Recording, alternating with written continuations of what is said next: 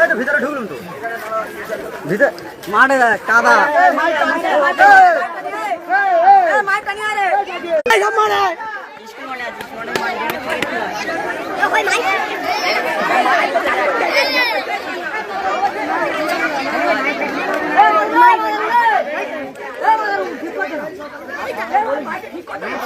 আমরা জল বিদ্যুৎ পরিপূর্ণভাবে 100 দিনের কাজও হয়নি। এখানে মানুষ সরকারি সুযোগ সুবিধা পায়নি। আজকে মমতা বন্দ্যোপাধ্যায় সরকার যখন শেষ হয়েছে, আপনারা জানেন নতুন সরকার হচ্ছে বিজেপি। আমরা চাই এলাকার শান্তি, এলাকার সার্বিক উন্নয়ন, এলাকার মানুষ যাতে পরিষেবা পায় সেই চেষ্টা আমাদের করতে হবে। তাই আমরা আইএসএফ এর পক্ষ থেকে আমাদের নেতা আব্বাস সিদ্দিকী ভাই, নওশাদ সিদ্দিকী, আমরা ভাঙড়ে তিনি জিতেছেন নওশাদ ভাইয়া। এখানে হয়তো আমি হেরেছি, কিন্তু একটা কথা আপনাদের জানতে হবে যে এবারে সম্পূর্ণ বিধানসভা নির্বাচনে কারচুপি হয়েছে ক্যানিং পূর্ব বিধানসভা। আমরা শুধু আপনাদের কাছে বলতে চাই, আসন্ন পঞ্চায়েত নির্বাচন সামনে রেখে যে কোনো সময় এই নতুন সরকার যে কোনো সময় পঞ্চায়েত করতে পারে। সেই জন্যতে আমাদের এখন থেকে প্রতিটা বুথে বুথে কর্মীদের নিয়ে কর্মী সভা থেকে শুরু করে একটার পর একটা কর্মসূচি রাখতে হবে। আমিও টাইম দেব আপনাদের কাছে, অসুবিধা নেই। প্রতিদিন আমাদের কর্মসূচি থাকবে ক্যানিং পূর্ব বিধানসভা।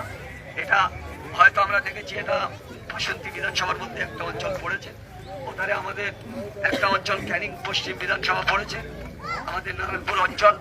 তাই আমরা সব দিকে তাকিয়ে আমাদের এই 9টা অঞ্চল, জীবনতলা আমাদের ক্যানিং 2 নম্বর ব্লকের এই 9টা অঞ্চল আমরা আগামী দিনে পরিপূর্ণভাবে সাজিয়ে ঐক্যবদ্ধভাবে যাতে মানুষ পরিষেবা পান, যাতে মায়েরা বোনেরা প্রতিটা ক্ষেত্রে যারা পরিষেবা পায়, সেটা আগামী দিনে আমরা চেষ্টা করব। তাই আজকে আমার পাশে আমার ভাইয়ের মতন স্বামী ও সব জায়গায় যোগাযোগ করছে, অঞ্চলও এই অঞ্চলেরই ছেলে। তাই আমি বলবো যে আপনারা সব একসাথে থাকুন, একসাথে। এখানে একটা ছোট্ট অফিস উদ্বোধন হয়েছে, আপনারা সবসময় বসবাস করবেন। আমি চাইবো আমার এখানে যে কোনো দিন আমি আসবো,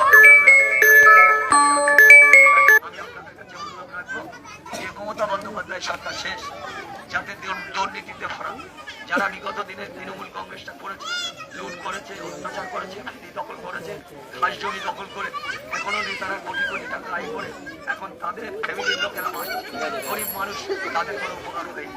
তাই আপনাদের মনে রাখতে হবে যে এই আসন্ন পঞ্চায়েত নির্বাচনকে সামনে রেখে আমরা একেবারে সাজিয়ে মানুষকে একসাথে ঐক্যবদ্ধ করে আগামী দিনে পঞ্চায়েত, আমি চাইব এই পঞ্চায়েত আগামী পঞ্চায়েত আমাদের